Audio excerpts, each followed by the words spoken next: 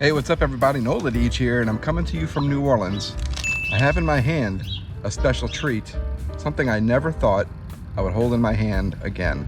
If you grew up in the New Orleans area, you probably already know about this amazing treat, the Hubig's pie. It's an icon here, and just recently returned after being absent from our lives for over 10 years.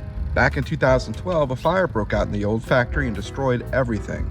It was a total loss. We really thought that we would never see them return and that we'd lost a piece of New Orleans forever. But to be able to hold one of these in my hands again is pretty special. But did you know that this did not start in New Orleans? Whether you did or not, I'm going to tell you anyway.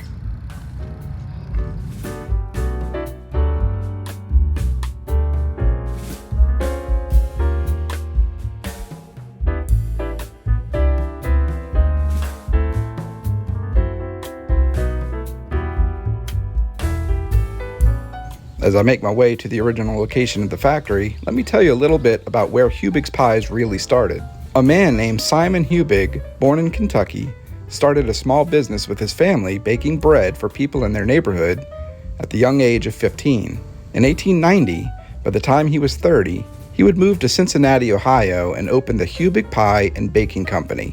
He developed and patented machines to help produce his pies and a type of bag that allowed him to ship his pies all over. For the next 20 years or so, he grew the business and they were producing about 30,000 a day. In 1918, after selling the company and retiring, he would open a pie shop in Fort Worth, Texas, and then eventually expanding into other major cities in Texas. In 1922, he would lease a building in New Orleans to expand even further. But only a few years later, in 1926, when he was 66 years old, Simon the Pieman would pass away. The Texas locations would fall to the struggles of the Great Depression, so only the New Orleans location remained. An interesting note, the Dallas location would be purchased by none other than Jack Ruby, the man who shot Lee Harvey Oswald, who interestingly has a New Orleans connection as well. Jack Ruby turned the Dallas location into a nightclub prior to the infamous shooting. The New Orleans location would struggle through World War II, baking other cakes and pastries, along with the baked and fried hand pies. But by the 1950s, would be purchased by Otto Ramsey and remain in the Ramsey family to this day. Ramsey would streamline and just produce the hand pies, both baked and fried. In 2005, after a staffing shortage due to Hurricane Katrina, they dropped to only making fried pies. In the early morning of July 27, 2012, a fire would start inside the bakery and completely destroy the factory, leaving nothing behind but memories of a small pie that had become so large in the city. What remained of the old factory was bulldozed, and eventually condos were built on the property, now nicknamed Baker's Row.